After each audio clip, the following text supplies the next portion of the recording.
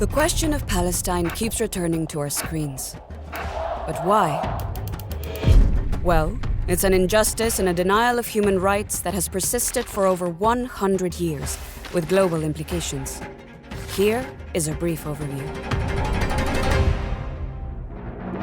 After World War I, the League of Nations placed Palestine, formerly part of the Ottoman Empire, under a British administration that supported the creation of a Jewish national home there, a move that pleased Zionist leaders who considered it the ancient Jewish homeland.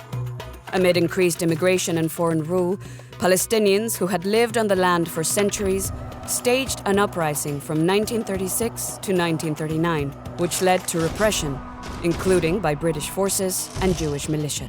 In 1947, the UN decided to partition Palestine into two independent states. Jerusalem was to be placed under UN administration. However, Israel declared independence in 1948 and captured much more of Palestine than the partition plan allocated, except for the West Bank, including East Jerusalem, held by Jordan, and the Gaza Strip, held by Egypt. More than half of the Palestinians were expelled from or fled their homes and ended up in refugee camps in the West Bank, Gaza, and neighboring countries. Palestinians refer to this as the Nakba, or catastrophe. They remain refugees to this day, mostly relying on the UN Palestine Refugee Agency, which was created specifically for this case. In the 1967 Six-Day War, fought between Israel and neighboring Arab states, an additional 500,000 Palestinians were forced to flee.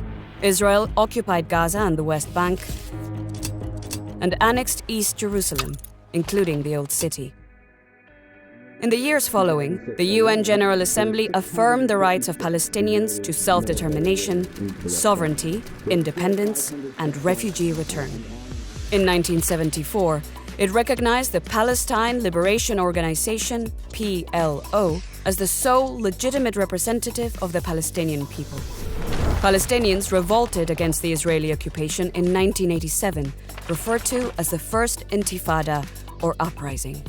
Intense diplomacy followed and led to the signing of the interim Oslo Accords between Israel and the PLO in the 1990s. Palestinians recognized Israel, and the Palestinian Authority was established to govern parts of the West Bank and the Gaza Strip. Further negotiations failed to resolve the remaining issues, as Israel expropriated Palestinian land and continued to transfer its population to illegal settlements in occupied Palestinian territory.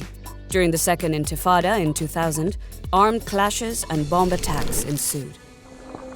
Israel built the West Bank separation wall, much of it inside Palestinian territory, seizing land and restricting freedom of movement. The International Court of Justice determined that the wall inside Palestinian territory was illegal. In 2005, Israel withdrew troops and settlers from Gaza. After an armed takeover by Hamas, Palestine's Islamic resistance movement, in 2007, Israel imposed a blockade on Gaza, which has caused a deepening humanitarian crisis, along with Palestinian resistance.